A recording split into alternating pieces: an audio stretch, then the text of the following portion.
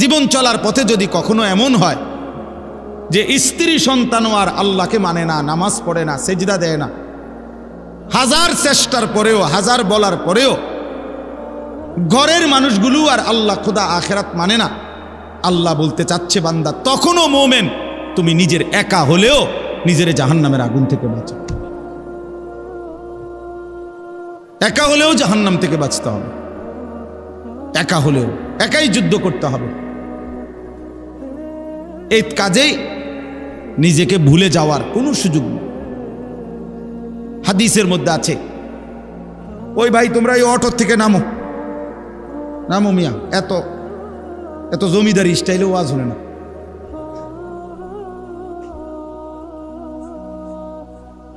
জি,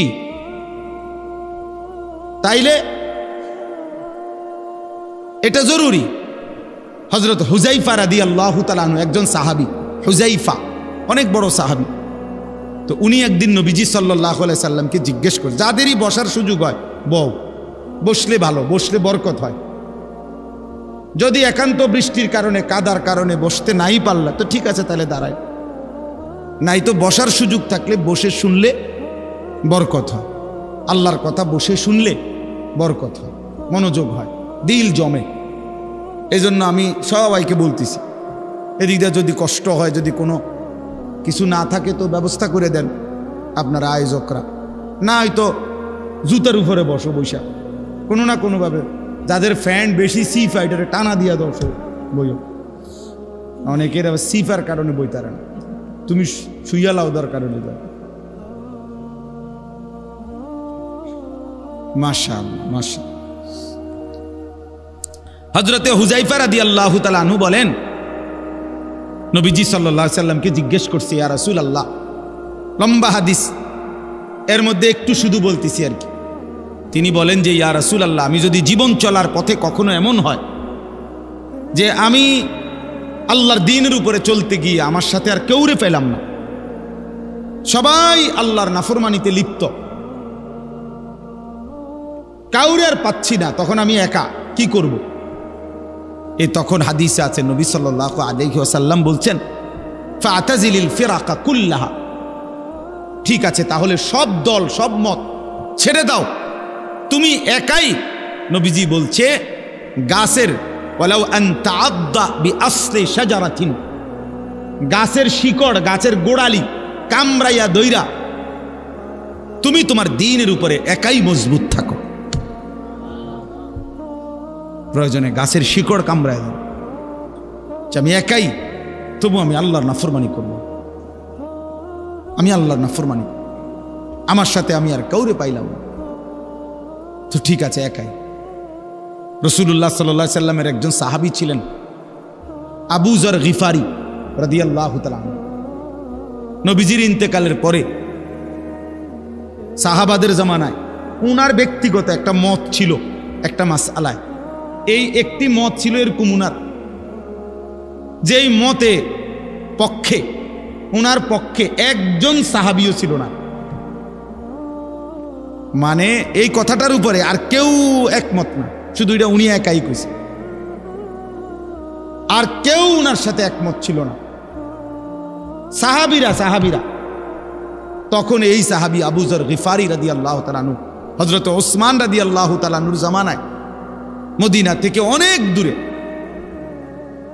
দূরে 300 কিলোমিটার আরো বেশি হবে, একেবারে নিভৃত একাকী একটি এলাকার মধ্যে, শুধু একা, উনি একাই সেখানে চলে গেছেন এবং সেখানেই উনার ইন্তেকাল হয়েছে, একাকিত্ব জীবন গ্রহণ করছে, রাবাজা নামক জায়গার মধ্যে চলে গেছেন তিনি। তো এটা অনেক বড় মাসালা, এই জন্য আমি মাসালাটা কইলাম না, মানে এটা লইয়া যেহেতু আমার এখন আলোচ্য বিষয় না, বলার উদ্দেশ্য শুধু এইটা, এক মুমিনের হিম্মত হবে এটা, যে এই পৃথিবীতে আমি যদি আর কেউ, হ্যাঁ না না এটা দরকার নাই আপনাকে, মানে এটা প্রয়োজনীয় না, আপনাদের বুঝার বিষয় না আর কি, এর লাগে কইলাম। তো মানে প্রয়োজন, শুধু এই কথাটা উদাহরণ দিছিলাম আর কি, এই কথাটা দেখানোর জন্য যে জীবন চলার পথে যদি ইমানের উপরে থাকতে গিয়ে, ইসলামের উপরে থাকতে গিয়ে, আল্লাহর দ্বীনের উপরে থাকতে গিয়ে আমি একাও যদি হয়ে যাই, তো আমাকে একাই কি করতে হবে? আল্লাহর দ্বীনের উপরে থাকতে হবে। আমি আর একজনে কি ইরমু, সমাজের এই দশা, 10 জনের এই দশা, আর আমি একলা কিতা করবো হুজুর? 10 জনের যে গতি আমারও সেই গতি, এইটা কোনো কথা হইতে, এইটা বুঝাইতে চাচ্ছি আমি। এটা কোনো মুমিনের কথা না। রাসূলুল্লাহ সাল্লাল্লাহু আলাইহি সাল্লামের একটা যুদ্ধ ছিল, হুনাইনের যুদ্ধ, নবীজির জামানায়। মক্কা বিজয়ের পরে নবীজি একটা যুদ্ধ করছিলেন 12,000 সাহাবী নিয়ে। মাত্র 4,000 কাফেরের মোকাবেলায়, যুদ্ধ শুরুতে 4,000 কাফেরের আক্রমণে 12,000 সাহাবী একসাথে যুদ্ধের ময়দান ছেড়ে দিছে, ছিন্ন ভিন্ন হয়ে গেছে। এই 4,000 কাফেরের অতর্কিত আক্রমণে পুরা ময়দান থেকে যখন সিটটা বিটটা গেছে, 12,000 সাহাবী হুনাইনের যুদ্ধে, হাদিসের মধ্যে আছে, তারিখের মধ্যে আছে, ওই সময় একা আল্লাহর নবী সাল্লাল্লাহু আলাইহি সাল্লাম ওই যুদ্ধের ময়দানে একাই তিনি দাঁড়িয়েছিলেন। এবং নবী সাল্লাল্লাহু আলাইহি সাল্লাম কাফেরদের দিকে তাকিয়ে বলছিলেন এবং সাহাবীদের দিকে তাকিয়ে একটা কথা বলছেন। দুই দিকে দুইটা কথা বলছে। সাহাবীদেরকে ডাক দিয়ে বলছে, আনান নবিয়্যু লা কাযিব, সাহাবীরা শোনো, আমি নবী, আমি মিথ্যুক নই, আমার উপরে আল্লাহর সাহায্য আসবেই, তোমরা ফিরে আসো। আর কাফেরদের দিকে তাকাইয়া বলছে, আনা ইবনু আব্দুল মুত্তালিব, আমি আব্দুল মুত্তালিবের বংশের সন্তান, আমার বংশের সন্তান আমি আব্দুল মুত্তালিবের। শোনো, আমি প্রয়োজনে একাই লড়ব, কিন্তু আমি পিঠ দেখাবো না, প্রয়োজনে বুক পেতে তোমাদের সমস্ত তীরের আঘাত সয়ে নেব, জীবন দেব, তবু আমি ময়দান ছাড়ব না। শেষ পর্যন্ত সাহাবীরা সব আবার ফিরে আসছে। আল্লাহ তাআলা মুসলমানদেরকে বিজয় দান করছে। ওয়ালাকাদ নাসারাকুমুল্লাহু ফি মাওয়াতিনা কাসীরাতিন ওয়া ইয়াউমা হুনাইন, কোরআন শরীফে ডাইরেক্ট এই আয়াত আছে এই যুদ্ধের কথা। তাইলে বাপ, এই সবগুলো উদাহরণ দিয়ে আমার বলার উদ্দেশ্য কি? উদ্দেশ্য এটাই, নিজেকে ভুলে যাওয়া। আজকে তোমরা অনেক কিশোর যুবক ছেলে বাপ, এতটুকু আত্ম উপলব্ধি তোমাদের নাই যে সকাল থেকে নিয়ে রাত পর্যন্ত তোমরা কি করছো। প্রিয় ভাই আমার, তুমি তো একজন মুসলমানের সন্তান, তোমার আব্বা মুসলমান, মা মুসলমান, তোমার দাদা দাদি নানা নানি মুসলমান, তোমার চারপাশের আত্মীয় স্বজন সব মুসলমান। সারা দিনে যারা এক ওয়াক্ত নামাজ, ফজর থেকে এশার নামাজ, এক ওয়াক্ত নামাজ যারা পড়লা না, আমার প্রিয় সন্তান, বলো মুসলমান এমন হয়?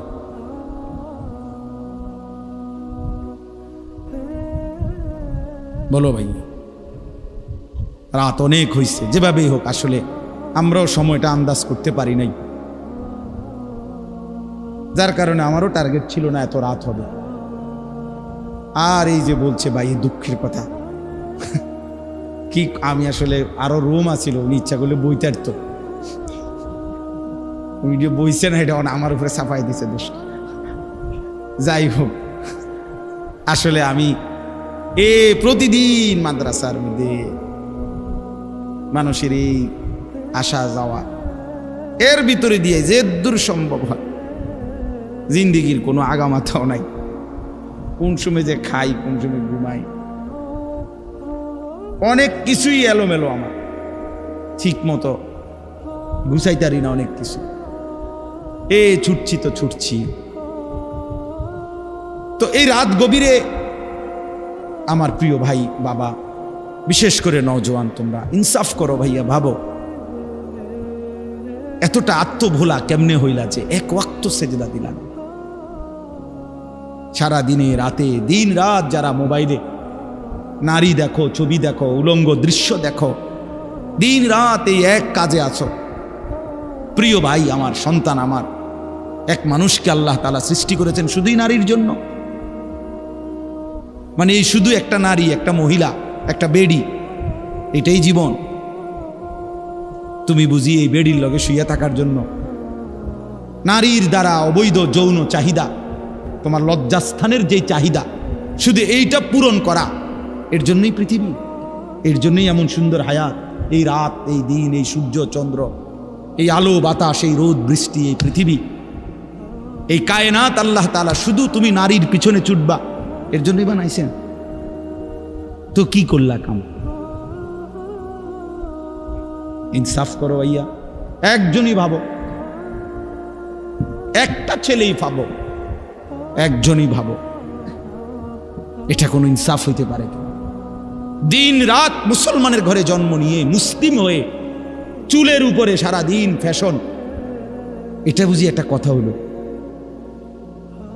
আমার ভাই বলো, এটা বুঝি একটা কথা হলো? তোমারে বুঝি আল্লাহ বানাইছে শুধু এই সারাক্ষণ চুল এটার ফ্যাশন করবা, বিভিন্ন মডেলে চুল কাটবা, এই নিয়ে ব্যস্ত থাকবে? এত ফালতু কাজে আল্লাহ মুসলমানকে বানাইছে? তাইলে সারাদিনে কি করলাম? গত এক সপ্তাহে কি করলাম? গত এক বছরে কি করলাম? বলো ভাই, বলো। চারিদিকে হত্যা, খুন, ধর্ষণ, নির্যাতন, পরকিয়া, স্বামী থাকতে স্ত্রী অন্য নারীতে আসক্ত, স্ত্রী থাকতে পুরুষ অন্য নারীতে আসক্ত।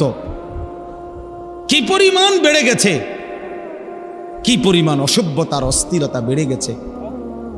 আমার 16 বছরের সন্তান, 20 বছরের জওয়ান, আমি তোরে মনে করাই দেই বন্ধু, আগামী 20 বছর পৃথিবীতে তোমারে বাঁচতে হবে, এই সমাজেই বাঁচতে হবে। তুমি এই পৃথিবীর থেকে চাঁদের দেশে যাইতে পারবা না।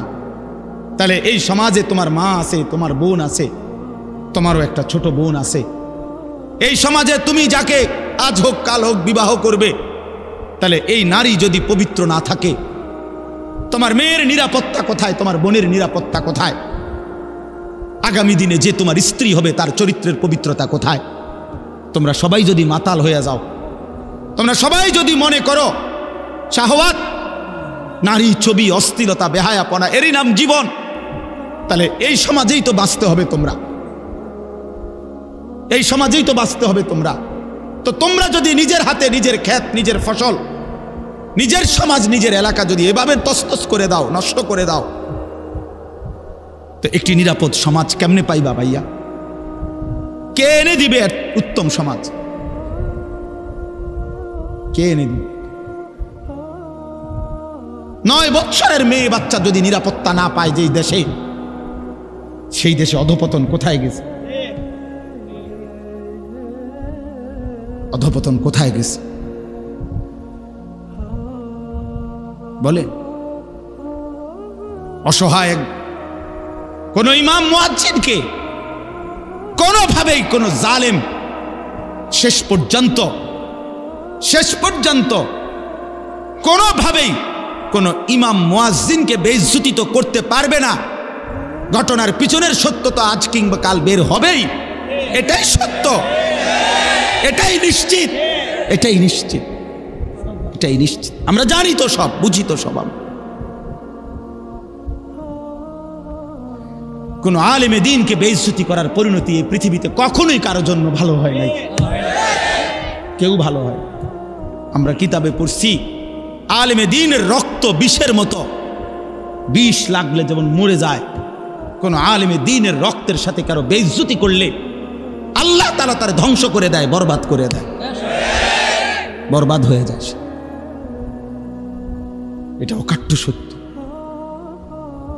এজন্য নওজোয়ান, আমি তোমারে মনে করাই দিলাম, তুমি চরিত্রহীন হইয়া তুমি মনে করো কেউ দেখে নাই, কেউ জানে নাই, তোমার সমাজ তুমি নষ্ট করে দিচ্ছ, তোমার আগামীর ভবিষ্যৎ তুমি বরবাদ করে দিচ্ছ। সেদিন কষ্ট পাইবা যেদিন দেখবা তোমার বোন, তোমার স্ত্রী, তোমার কন্যা আখলাক আর চরিত্র সুন্দর নাই, সেদিন ঠিকই কষ্ট পাবে। আজ-জিনা কারজুন, আল্লাহর কসম, আমি কিতাবে পড়ছি, ইমাম শাফিঈ রাহমাতুল্লাহি আলাইহি বলছেন, কিশোর নওজোয়ান শোনো ভাইয়া, এই মুরব্বীদেরকে সামনে রেখে তোম করে বলি আমি, ইমাম শাফিঈ রাহমাতুল্লাহ আলাইহি বলছে জিনা, ব্যভিচার, নারীর সাথে অবৈধ সম্পর্ক, খোদার কসম উনি বলছে কারজুন, এটা একটা ঋণ, করজ, ঋণ আদায় করতে হয়, ঋণ শোধ দিতে হয়নি, কথা বলে না, ঋণ শোধ করতে হয়নি, কর্জ নিলে, ঋণ নিলে এটা শোধ করতে হয়নি। কথা বলে না? শোধ করা কি সুন্নত না বাধ্যতামূলক? এই ঠিক ইমাম শাফি রহমতুল্লাহ বলছে, জিনা ব্যভিচার, নারীর সাথে অসভ্যতা, অশ্লীলতা, বেহায়াপনা, উনি বলছেন এটা করজ, এটা ঋণ। উনি বলেন, হে যুবক, তোমার এটা তোমার পরিবারের কাউকে না কাউকে দিয়ে শোধ দিতে হবে। আল্লাহ কসম, এটা কিতাব শোধ দিতে হবে দোস্ত, শোধ দিতে। যদি তওবা না করো, যদি আল্লাহ মাফ না করে, যদি আল্লাহর দিকে ফিরে না আসে, চোখের পানি না ফেলো, এটা শোধ দিতে হবে। তো শোধ দিতে হবে। এই জন্য আমি অনুরোধ করছি, ইনসাফ করে প্রত্যেকেই আমরা, ওই ছেলে তোমরা ওটা বসছো কেন, নামো এখান থেকে,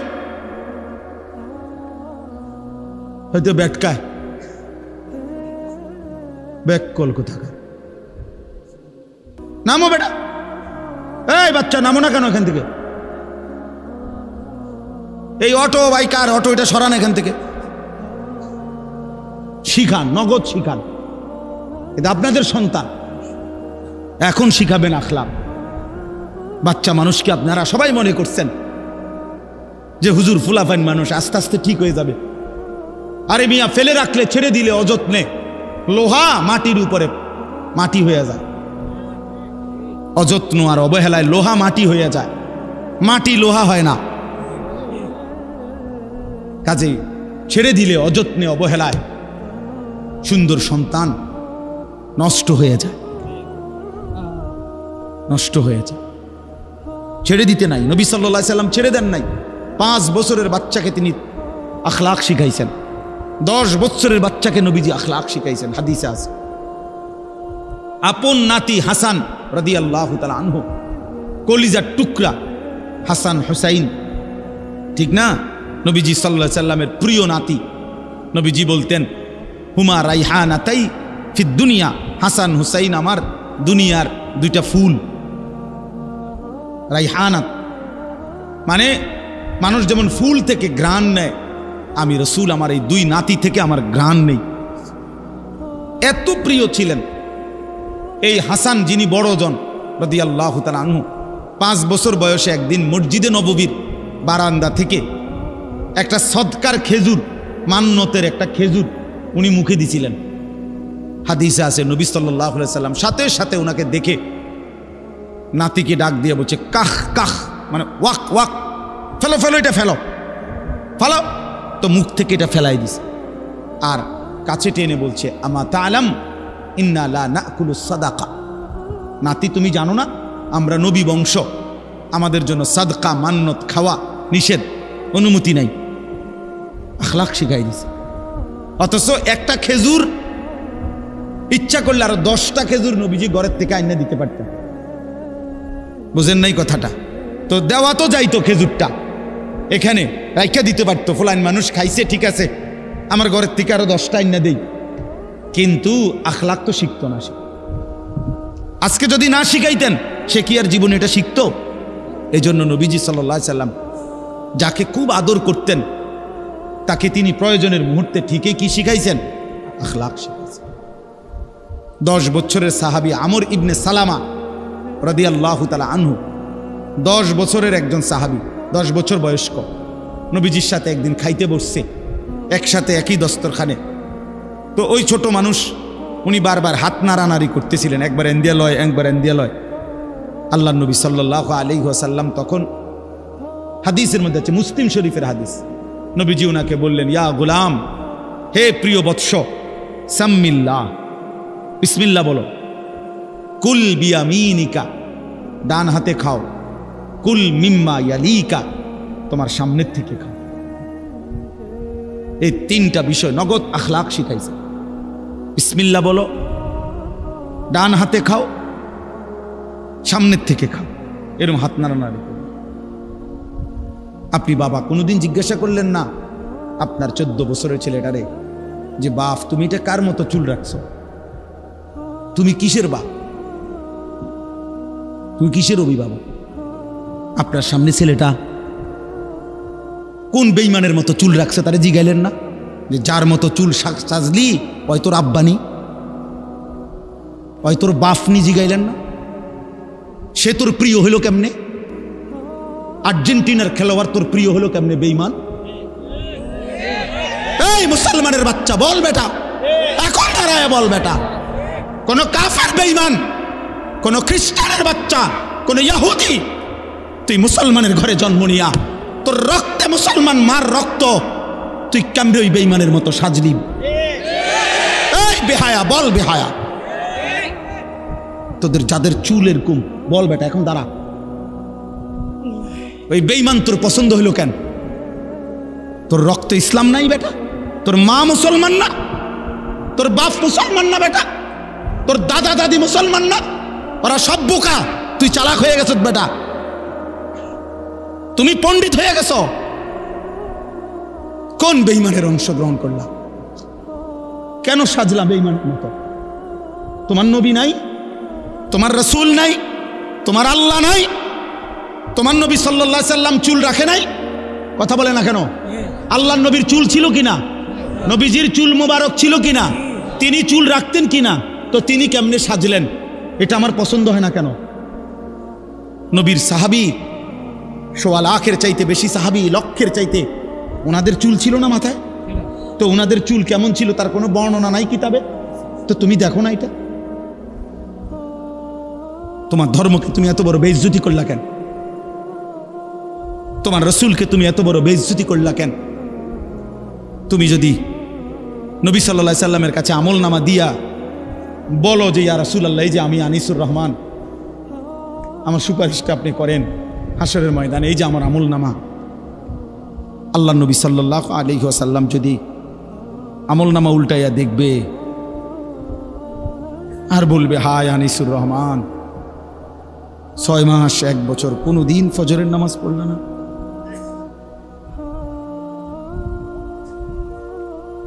আমার উম্মত,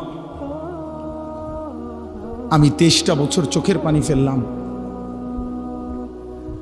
আমি কত পাথরের আঘাত সইলাম, আমি ক্ষুধার কষ্টে পেটে পাথর বাঁধলাম, আমি দান দান শহীদ করা রক্ত নিয়ে ময়দানে বেহুশ হয়ে পড়েছিলাম, আমি সারা রাত দাঁড়িয়ে চোখের পানি ফেলে তোমাদের জন্য, উম্মতের জন্য কেঁদেছিলাম, বিনিময়ে এই আমলনামা? 30 বছর তুমি মুসলমান সুদ খায়,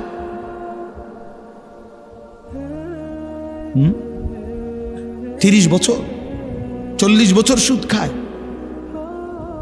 আপনার ঘরে 30 বছর টেলিভিশন চলে, নারী নাচ গান, এগুলো নবীজি দেখবে না? কথা বলেন না কেন? নবী এগুলো দেখবে না? তো কিছু বলবে না? না বলবে মাশাআল্লাহ দারুণ আমলনামা নিয়ে আসছে, আসো তোমার জান্নাত বুঝাই দেই। না সুপারিশ মানে এই নাকি? কোনো নিয়ম কানুন নাই। নবীজি সুপারিশ করবে কথার মানে কি? মানে নবীজি বলছে, উম্মত তোমার যা মন চাই তা গুনাহ করে মৃত্যু পর্যন্ত এই অবস্থায় তুমি আইসো কবরে, হাসরে, আমি শুধু সুপারিশ করে জান্নাত দিয়ে দেব, এই তো না? আমার বাপ, ইনসাফ করো ছেলেরা, তোমরাও ইনসাফ করো। প্রিয় ভাই আমার, ভাবতে শিখো। কেমনে দেখাইবা? রাসূলুল্লাহ সাল্লাল্লাহু আলাইহি সাল্লাম কাঁদবেন, চোখের পানি ফেলবেন, বলবেন, উম্মত আমি শ্রেষ্ঠ নবী, তুমি আমার শ্রেষ্ঠ উম্মত, শ্রেষ্ঠ উম্মত হইয়া তুমি আমারে এই হাসরের ময়দানে কেমনে পারলা এত বড় বেইজ্জতি করতে? আল্লাহর কাছে নবী যখন পেশ করবে, রব্বুল আলামিন আমার উম্মতের আমলনামা সুপারিশ করলাম, রব্বুল আলামিন বলবে, বন্ধু এটা কি আমলনামা দেখাই? কোন বাবা যদি 12 বছর বিদেশ থেকে ছেলেটার জন্য টাকা পাঠায়, 12 বছর পরে ছেলেটা ইন্টারমিডিয়েট পাশ করে পরীক্ষার রেজাল্ট দিছে, যেদিন সেদিন দেখছে যে ফেল, ওই বাপ যদি চিৎকার করে কাঁদবে আর বলবে যে, আরে বাপ তুই জানোস না আমি 12টা বছর আমি এই রোদ ভরা ঘামে ভরা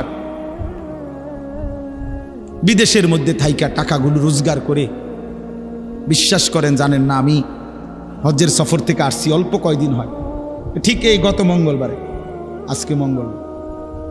কত প্রবাসী যে আমি দেখছি, আমার ছোট ভাই এই যে মৌলানা আতিক, গত বছরও আমার সাথে সে উমরার সফরে ছিল রমজান, ওই দেখছে যে প্রবাসী গো, কারণ আমি হাঁটতেই পারি না কোন দিয়ে, যে এন দিয়া হাঁটি, এন দিয়ে মনো 10, 20, 50 জন পোলাফাই, আমরা দেশি যেখান দিয়ে দেখে ওখান দিয়ে যাতা দিয়ে ধর, এ জড়ায় ধরে ধরে কান্দে যে হুজুর 12 ঘন্টা 14 ঘন্টা ডিউটি করি এই প্রখর রৌদ্রের মধ্যে, এরপরে নিজের খানা নিজে, নিজের জামাটা নিজেই ধোয় না, কে ধুইব না, নিজের রান্নাটা নিজে রান্না, একটা ছোট্ট রুমের মধ্যে মানুষ আড়ে না, 6 জন থাকে 12 জন, কোনো রকমে জান্ডা লইয়া পড়ে আছে, যে বুকটা বাইন্দা কলজাটা বাইন্দা এই 2 টাকা 5 টাকা জমাইয়া সবটা টাকা বাড়ি ঘরে বউ বাচ্চার জন্য, মা বাবার জন্য,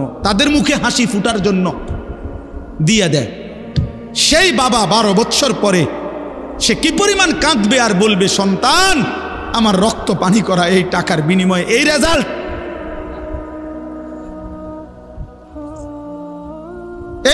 বাপ তুই আমার এত বড় বেইজ্জতি কেমনে করলি।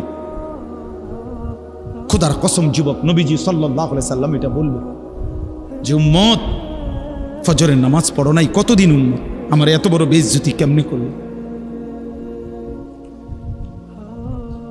60 বছরের বুড়া চাচা, এই চাচা এখনো 60 বছর ধরে হায়াত পাওয়ার পরও বিড়ি খান, সিগারেট খান, এই বিড়িওয়ালা মুখ নিয়ে কোন লজ্জায় নবীজির সামনে দাঁড়াবেন।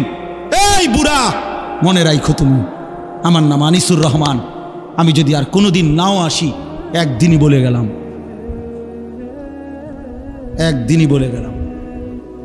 কেমনে দাঁড়াইবেন।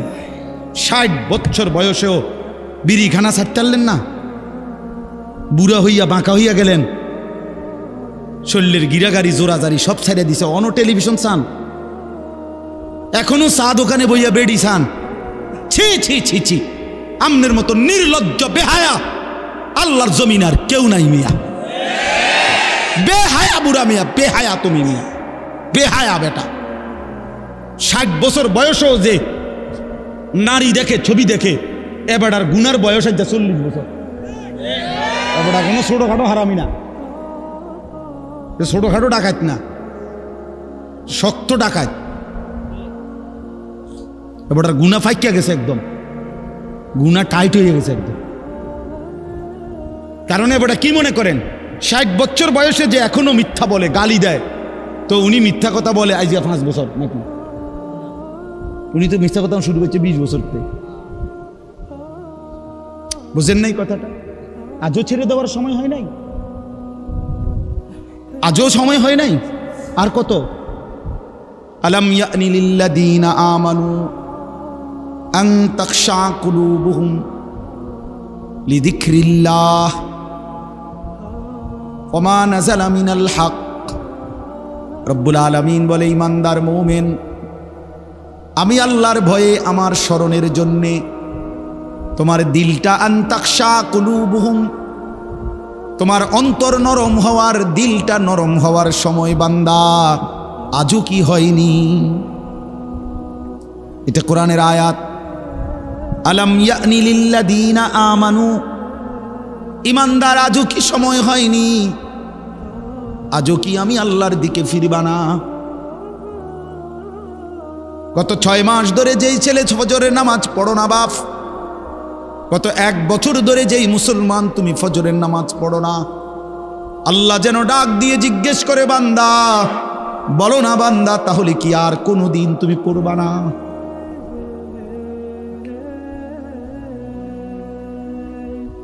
আমি কি বুঝি তোমাকে এমনি এমনিই খাওয়াবো আর পড়াবো, তুমি কি আমাকে সেজদা দিবা না?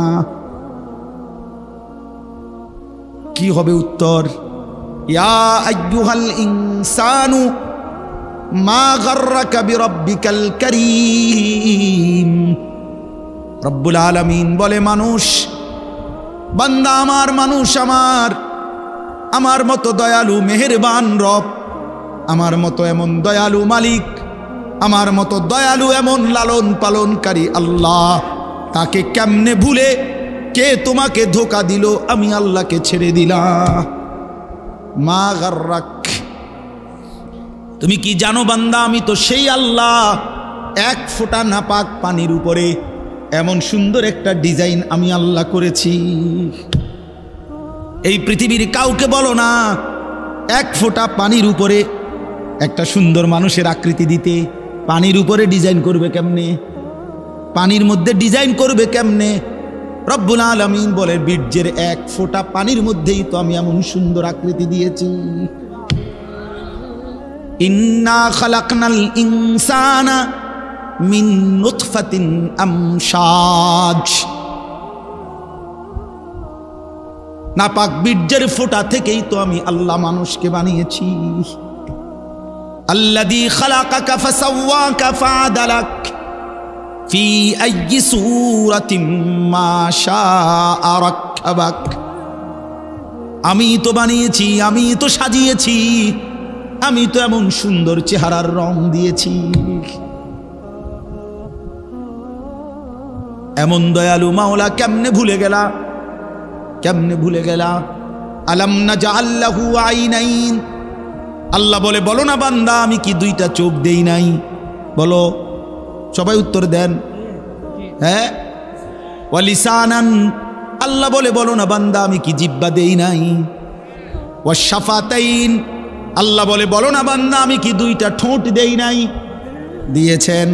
তাইলে সেই মালিক যদি বলে বান্দা আমার দেওয়া জবানে আমার নামটা আমি শুনতে পারলাম না কেন?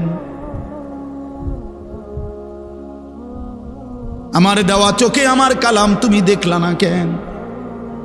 আমার দেওয়া কপাল আমি আর রব্বুল আলামিন আমারে সেজদা দিলা না কেন? বন্ধু মনে রাখো ভাইয়া, একটা কথা শক্ত কই, রাগ হইও না প্রিয় ছেলে বাপ, এই কপাল পৃথিবীতে উপার্জনের দুনিয়াবি কোনো কাজে লাগে না। এই হাত পাও এগুলা মানুষের অঙ্গ প্রত্যঙ্গ কাজে লাগে বিভিন্ন উপার্জনের কামে। এই কপাল এটা দুনিয়াবি কোনো কামে লাগে না, দেখ কোনো কাজের জন্য, কোটা দিয়ে কোনো উপার্জনের কোনো কামে, দুনিয়ার কামাইয়ের কোনো কাজে এই কপালের এটুকু জায়গা ব্যবহার হয় না, এটা লাগে না আর কি। তাই এটা আল্লাহ তাআলা কেন বানাইছেন? খোদার কসম রব্বুল আলামিন এই কপাল শুধুই সেজদার জন্য বানাইছেন, শুধু সেজদার জন্য। এই জন্য যে কপাল সেজদা দেয় না, যে কপালে সেজদা নাই, তুই মানুষও না, মানুষের বাচ্চাও না, ইনসানের কোনো কাতারে সে পড়ে না, সে কোনো মানুষের কাতারে পড়ে না, ইনসানের কোনো কাতারে পড়ে না যার কপালে সেজদা। কারণ কপাল বানানোই হয়েছে, সেজদা কাকে বলে? ওয়াদউল জাবহাতে আলাল আরদ, জমিনের মধ্যে কি রাখা, এই তো কপাল রাখাটারেই কি কয়? তার মানে সেজদা কপাল, কপাল বানানোই হয়েছে কিসের জন্য? সেজদা। নবী সাল্লাল্লাহু আলাইহি সাল্লাম বলেন আকরাবু মা ইয়াকুনুল আবদু মির রাব্বিহি ওয়া হুয়া সাজিদ। নবীজি বলেন কোন বান্দা আল্লাহর সবচেয়ে ঘনিষ্ঠ হয়, আকরাব সবচেয়ে ঘনিষ্ঠ হয় যখন সে সেজদা করে, সেজদা করে। এজন্য আমার শায়েখ আল্লামা মুফতি মুশতাকুন নবী কাসিমি হুজুর সবসময় এটা বলে যে কোনো বান্দা যখন সেজদা করে তো আল্লাহ তাআলা তার পিঠে মাথায় এভাবে হাত বুলায় দেয়, আদর করে, আল্লাহ আদর করে, আল্লাহর কুদরতি পায়ে সেজদা দেয়, মালিক তখন আদর করে দেয়, পিঠে মাথায় হাত বুলায় দেয়। আল্লাহ ডেকে বলে আনিস আমারে সেজদা করছো না, ইরফা রাসা, উঠাও মাথা উঠাও, ওঠো বসো, বসো, আর কিছু বলবা কিনা বলো। তো বান্দা বলে আত্তাহিয়াতু লিল্লাহি ওয়াসসালাওয়াতু ওয়াত-তাইয়্যিবাত, আল্লাহ বলে আচ্ছা আমার প্রশংসা করলা, খুশি হলাম, আর কিছু? আল্লাহুম্মা সাল্লি আলা মুহাম্মদ ওয়া আলা আলি মুহাম্মদ, ও মাশাআল্লাহ আমার বন্ধুর প্রশংসা করলা, দুরূদ পড়লা, আমি এত খুশি হলাম, এখন কিছু আর বলবা?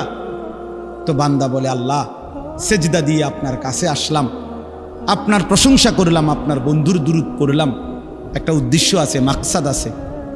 কি মাকসাদ, কি উদ্দেশ্য? আল্লাহুম্মা ইন্নী যালামতু নাফসি যুলমান কাসীরা, আয় মাওলা আমি বড় নাফরমান মাওলা, আমার গুনাহ অনেক বেশি মাওলা, আর আমি জানি ওয়ালা ইয়াগফিরুয যুনুবা ইল্লা আনতা, আপনি ছাড়া আর মাফ করার কেউ নাই। এই জন্য আপনার এত কাছে আসলাম, আপনার স্পর্শ পেলাম, আপনার বড় আকরাব ঘনিষ্ঠ হলাম। উদ্দেশ্য হলো ফাগফিরলি মাগফিরাতাম মিন ইনদিক, আপনার পক্ষ থেকে আমারে ক্ষমা করে দেন। ওয়ারহামনি, আমার একটু দয়া করে দেন। ইন্নাকা আনতাল গফুরুর রহিম, আপনি মাফ করবেন না কা? আপনি তো ক্ষমাশীল, আপনি দয়া করবেন না কেন? আপনি তো রহিম, দয়াবান। আল্লাহ বলে, কস কিরে বান্দা, এত আদর করে বললে মাফ না করি কেন? হ্যাঁ, কি কইছেন এখন? আল্লাহু আকবার। এই জন্য বান্দা যখন সালাম ফিরায় এই ডানে বামে, তখনই একবার কি পড়ে? আল্লাহু আকবার। অর্থাৎ উদ্দেশ্য হলো সে সালাম ফিরাইয়াই আল্লাহু আকবার বলে, অর্থ বলে আর মানুষের জানায়, ভাই সাহেব আল্লাহ বহুত বড় মহান, উনি আমার মাফ করে দিচ্ছেন। আল্লাহু আকবার। এই জন্য আপনারাই তো কইয়া উঠলেন আল্লাহু আকবার নিজে নিজে। আল্লাহু আকবার। এই জন্য দোস্ত, বান্দা সেজদা দিয়ে বসলে সালাম ফিরাইবার আগে আগে রব মাফ করে। চলো ইনশাআল্লাহ রাত গভীরে চলো নিয়ত করি ইনশাআল্লাহ। নওজোয়ান, আগামী দিনে ইসলামের জন্য তোমাদের দরকার। আগামীর পৃথিবীতে কালেমার পতাকা উড়াবার জন্য নওজোয়ান তোমরাই দরকার। প্রিয় নবী সাল্লাল্লাহু আলাইহি ওয়াসাল্লাম তারিখের মধ্যে কথা স্পষ্ট আছে। নবীজি সাল্লাল্লাহু আলাইহি সাল্লামের 23 বছরের নবুয়তের জীবনে নবীজিকে তার দ্বীনের কাজে সবচেয়ে বেশি সহযোগিতা করেছেন যারা, অহুম শাবাব, তারা ছিল যুবক, বৃদ্ধ অল্প ছিল। হযরত আনাস ইবনে মালিক 10 বছরের যিনি নবীজির খাদেম ছিলেন, তিনি বলছেন, কুন্না নাগজু মা রাসূলিল্লাহ সাল্লাল্লাহু আলাইহি ওয়াসাল্লাম ওয়া নাহনু শাবাব, আমরা নবীজির সাথে যুদ্ধ করতাম, প্রত্যেকটা জিহাদে অংশগ্রহণ করতাম। ওয়া নাহনু শাবাব, আর আমরা ছিলাম যুবক, আমরা ছিলাম যুবক, নওজোয়ান। এই জন্য বাবা চাচারা তোমাদের জন্য দোয়া করবে, আমরাও তোমাদের জন্য দোয়া করব। এখানে আমার এই আয়াতটা এবার শুধু শোনো, তারপরে তুমি দিল থেকে বুঝো। আল্লাহ তাআলা এখানে বলছেন, ফাখালাফা মিন বাদিহিম খালফুন, প্রত্যেক জাতি গোষ্ঠীর মধ্যে নিকৃষ্ট প্রজন্ম, মন্দ উত্তরসূরি, নিকৃষ্ট জেনারেশন কারা? আল্লাহ বলেন, আদাউস সালাহ, যারা প্রতিনিয়ত তাদের নামাজ নষ্ট করে দেয়, তারা নিকৃষ্ট মানুষ, নিকৃষ্ট উত্তরসূরি, নিকৃষ্ট জেনারেশন, নিকৃষ্ট প্রজন্ম।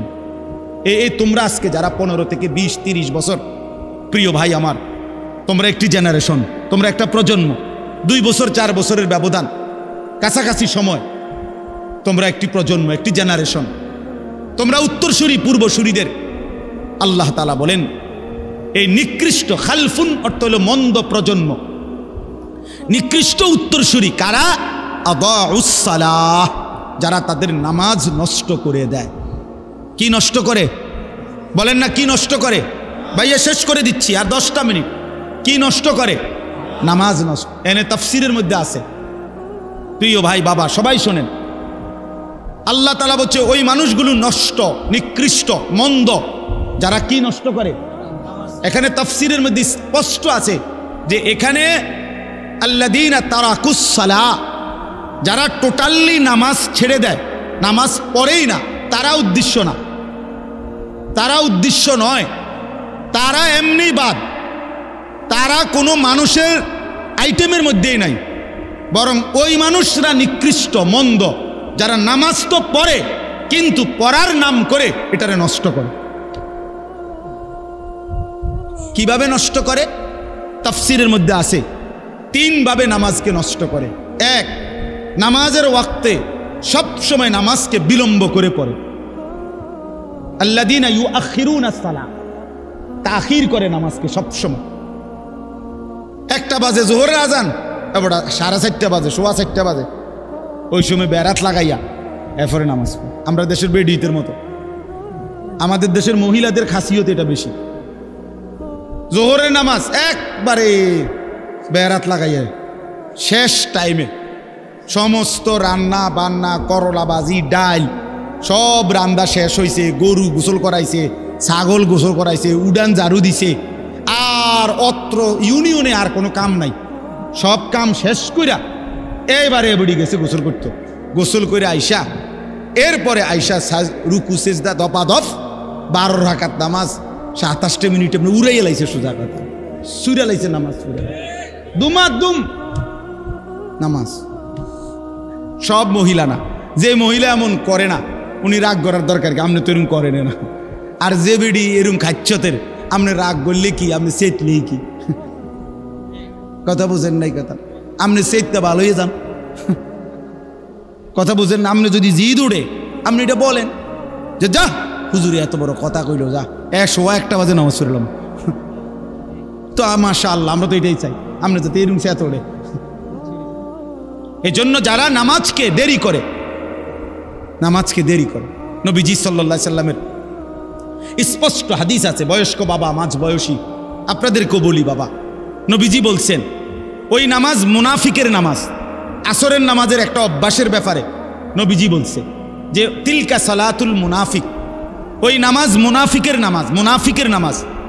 ইয়ারকুবু হাত্তা তাগরুবা শামস, যে আসরের নামাজ না পড়ে বিলম্ব করে এমনকি সূর্য ডুবার কাছাকাছি হয়ে যায়, ঠিক ওই সময় হাত্তা কানাত বাইনা কারনাই শাইতান, সূর্যটা তখন ডুবতের সময় শয়তানের 2 শিংয়ের মাঝখানে থাকে। নবীজি বলেন কামা ফানাক্কারা আরবাআন, তখন ওই লোক আসরের নামাজের নাম করে 4 রাকাতে যেন 4টা ঠক্কর মারে।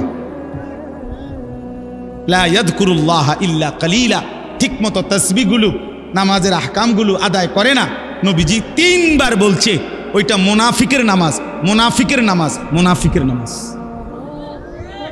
তাহলে কি বোঝা গেল? নামাজ পড়ে না এটা না, নামাজ পড়ে তবে কি করে, কথা বলেন না কেন, সে নিকৃষ্ট। 2 নাম্বার, নামাজের মধ্যে ফরজ আছে, ওয়াজিব আছে, সুন্নত আছে, মুস্তাহাব আছে, আছে কিনা? এগুলো যে ঠিকমতো আদায় করে না, রুকু সেজদা যে ঠিকমতো আদায় করে না, তাসবিহগুলো ঠিকমতো আদায় করে না, নামাজের ওয়াজিব ফরজগুলো ঠিকমতো আদায় করে না, রুকু দিছে, রুকুর থেকে সোজা হয়ে দাঁড়ানো কি ওয়াজিব, কথা বলেন না, ওয়াজিব। এবার রুকুর থেকে একটু উঠতেই নিচের দিকে যায়, এমন কাকু নাই? আছে আছে, আমরা বহুত দেখছি। সেজদা দিতে গিয়া 2 সেজদার মাঝখানে স্থির হয়ে বসা ওয়াজিব, কি বলেন না, ওয়াজিব। এবার সেজদা দেয় কেমনে, একটা সেজদা দিয়া মাথাটা একটু আলগি দিয়ে আরেকটা মার, পটপট করে 2টা সেজদা মেরে দিল। আরে বুঝেন আপনি কি সেজদা দিলেন, মাঝখানের ওয়াজিব ছুটে গেল যে, কথা বলেন নাই? এই আল্লাহ তাআলা বলছেন এই মানুষগুলো হচ্ছে নিকৃষ্ট। নবীজি সাল্লাল্লাহু আলাইহি সাল্লাম বলছেন আসরাকুস সারিক, রুকু সেজদা যে চুরি করে সে সবচেয়ে বড় চোর, বড় বিগ চোর, গ্রেট চোর, বড় চোর, চোর দা গ্রেট। হ্যাঁ, তাইলে বোঝা গেল নামাজকে যে ফরজ ওয়াজিব মুস্তাহাব সুন্নাত ঠিকমতো আদায় করে না, সে তার নামাজকে কি করে, নষ্ট করে। 3 নাম্বার হলো নামাজের জামাত যে ছেড়ে দেয়, জামাতে যে নামাজ পড়ে না, এটাকে অভ্যস্ত বানায় নিছে জামাত ছেড়ে দেওয়া, এই ব্যক্তিও নামাজকে নষ্ট করে। তাহলে আমার ভাই, আমার বাবা, যদি আল্লাহ তাআলা এখানে বলছেন নামাজকে পড়ার নামে যারা নামাজকে নষ্ট করে তারাই নিকৃষ্ট, এবার যারা টোটালি নামাজ পড়ে না তারা কি, বালহুম আদাল, তারা তার চাইতে নিকৃষ্ট। এই জন্য দোস্ত আমার, এত বড় ভুল করো না। কষ্ট দিছি বাপ, রাত অনেক হয়েছে, প্রিয় ভাই নষ্ট হইও না। কোরআন শরীফে আছে আল্লাহ তাআলা বলছে বহু জাহান্নামীকে জাহান্নামের আগুনে দাউ দাউ করে যখন জ্বলবে তো ফেরেশতারা জিজ্ঞাসা করবে মা সালাকাকুম ফি সাকার, হে আল্লাহর বান্দা কেন জাহান্নামে আসলা? ক্বালু লাম নাকু মিনাল মুসাল্লিন, জাহান্নামী নাফরমান তখন বলবে ফেরেশতা লাম নাকু মিনাল মুসাল্লিন, আমি নামাজি ছিলাম না, এজন্য আজ জাহান্নামী হলাম, এজন্য আজ জাহান্নামী হলাম। কোরআনুল কারীমের মধ্যে আছে আল্লাহ তাআলা বলেন কাল্লা ইযা বালাগাতিত তারাকি ওয়া কিলা মান রাক ওয়া যান্না আন্নাহুল ফিরাক, ওয়ালতাফাতিস সাকু বিস-সাক ইলা রাব্বিকা ইয়াউমাইদিনিল মাসাক। সংক্ষিপ্ত অর্থ হইল, আল্লাহ বলছে মালাকুল মউত আজরাইল বহু নাফরমানের জান কবজ করবার সময় এমন হবে যাদের কলিজার ভিতর থেকে রূহটা ধরে আজরাইল একটা টান দিয়া ছিঁড়ে ফেলবে। ছিঁড়বার সাথে সাথেই কণ্ঠনালীতে আইসা ওই রূহটা আটকাইয়া যাবে, বের হতে চাইবে না। মালাকুল মউত আজরাইল টাইনা হেসরাইয়া ওই রূহটাকে ছিন্ন ভিন্ন করে ছিঁড়ে ফেলবে। আল্লাহ কোরআনে বলছেন এমন নিকৃষ্ট মৃত্যু হবে কার? ফালা সাদ্দাকা ওয়ালা সাল্লা, ওই নাফরমান যে আমি আল্লাহর কথা বিশ্বাস করে নাই, ওয়ালা সাল্লা এবং নামাজ আদায় করে নাই। আল্লাহ বলে নামাজ আদায় করে নাই, এজন্য আমি রব্বুল আলামিন শুনাইলাম নাফরমান আজরাইল তোর জান কবজের দিন তোর কলজা থেকে তোর রূহটা ছিঁড়া ফেলবে, ছিন্ন ভিন্ন করে ফেলবে। বাতের তালাই জীবনের সব না। দুনিয়া ভোগ করলে সফল হয় না। দুনিয়া তো দোস্ত বেঈমানও ভোগ করে, কাফেরও ভোগ করে, ইহুদি খ্রিস্টানও তো দুনিয়া ভোগ করে। যে আল্লাহকে মানে না, নাস্তিক মুরতাদ বেঈমান, সেও তো দুনিয়া ভোগ করে। দোস্ত আমার, বন্ধু আমার, রাস্তার ওই জন্তু জানোয়ার কুকুর বিড়ালও তো দুনিয়া ভোগ করে, করে না? সূর্য কি তার গায়ে পড়ে না? চাঁদের আলো কি তার গায়ে পড়ে না? রোদ বৃষ্টি কি সে উপভোগ করে না? সেও তো খাবার খায়, ঘুম যায়, পেশাব পায়খানা করে, সেও তো তার যৌন চাহিদা পূরণ করে। এজন্য তো গরুরও বাচ্চা হয়, কুকুরেরও বাচ্চা হয়। এজন্য জীবন মানে যদি শুধু খাও ঘুমাও আর পেশাব পায়খানার যৌবনের চাহিদা পূরণ, তাহলে এই জীবন আর জানোয়ারের জীবনের মধ্যে তফাৎ কি? যে জীবনে সেজদা নাই, যে জীবনে গোলামি নাই, বন্দিগি নাই, বন্ধু আমার, বাপ আমার, মা আমার, বোন আমার, বলো না ওই জীবনের সাথে জানোয়ারের পার্থক্য কোথায়?